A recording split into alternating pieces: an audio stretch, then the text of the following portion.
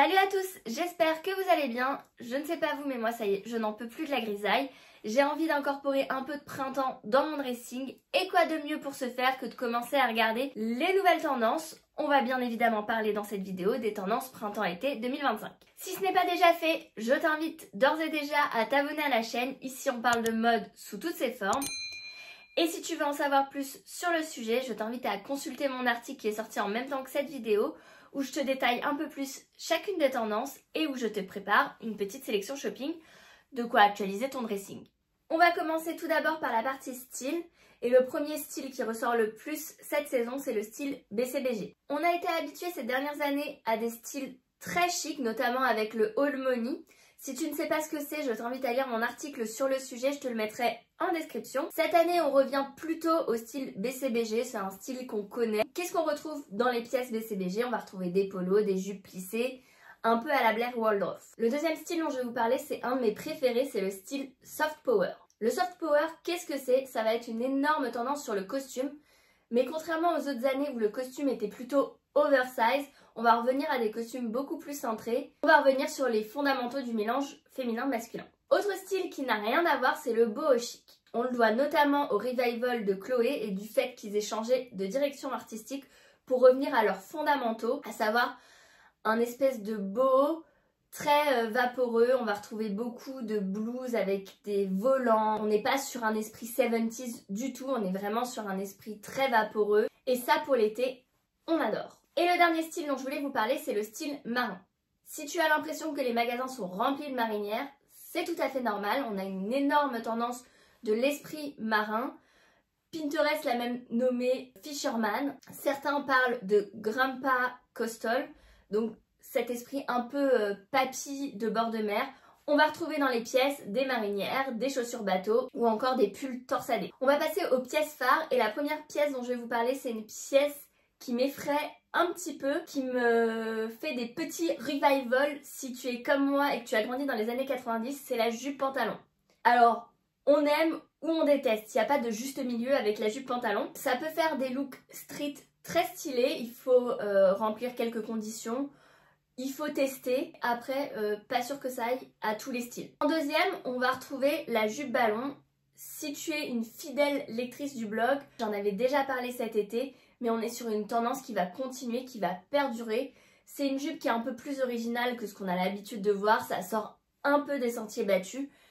Attention tout de même, c'est pas une jupe qui va aller à tout le monde, notamment à la team petite, ça va avoir tendance à vous tasser. Mais si c'est quelque chose qui vous plaît, n'hésitez surtout pas parce que je pense qu'on va encore en entendre parler un petit moment. On reste sur les jupes, décidément cette année la jupe est à la mode et on est sur une jupe que moi personnellement j'adore, c'est la jupe crayon. Alors ça va totalement avec la tendance soft power dont on a parlé dans les styles. C'est la jupe de travail par excellence, elle est chic, elle est glamour, bref, on adore.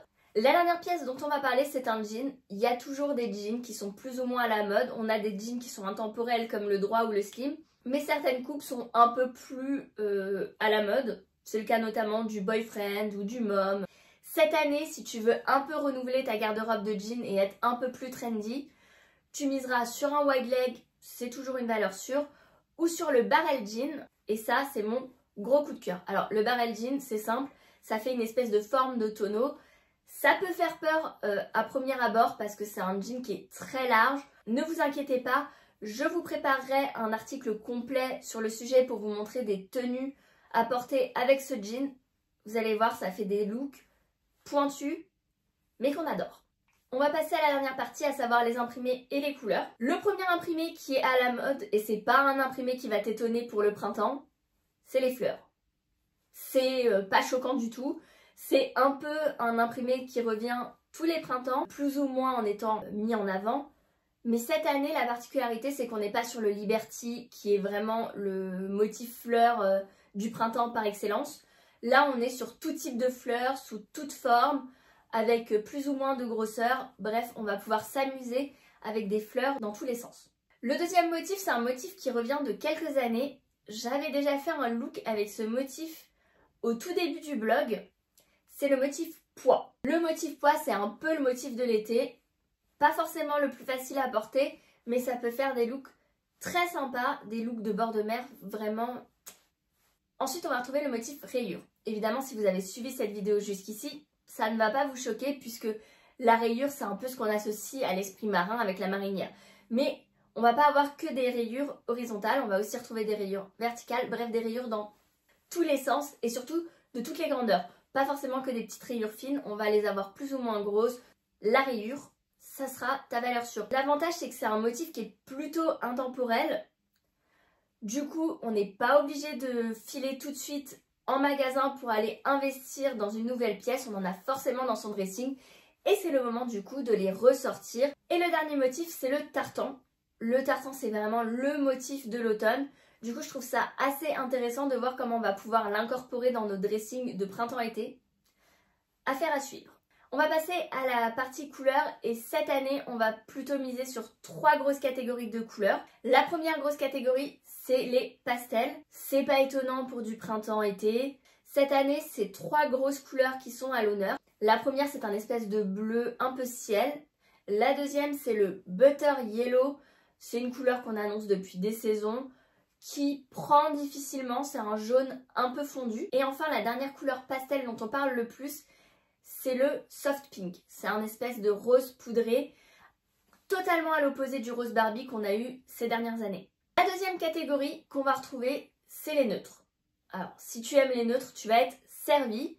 On va retrouver des beiges, des marrons, des verts, bref, de quoi refaire toute ta garde-robe avec des neutres. Et ça, on apprécie quand c'est tendance. Et la dernière couleur, c'est pas une surprise.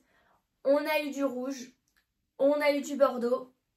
On passe à une autre nuance de rouge, le cerise. J'espère que cette vidéo vous aura plu. Je vous rappelle que si vous voulez plus d'informations sur les différentes tendances, je vous ai fait un article détaillé, le lien est dans la description. Et que si vous voulez choper des petites pièces, pareil, tout est dans cet article-là sur les tendances. N'hésitez pas à poser toutes vos questions en commentaire et on se retrouve très bientôt sur cette chaîne. Ciao!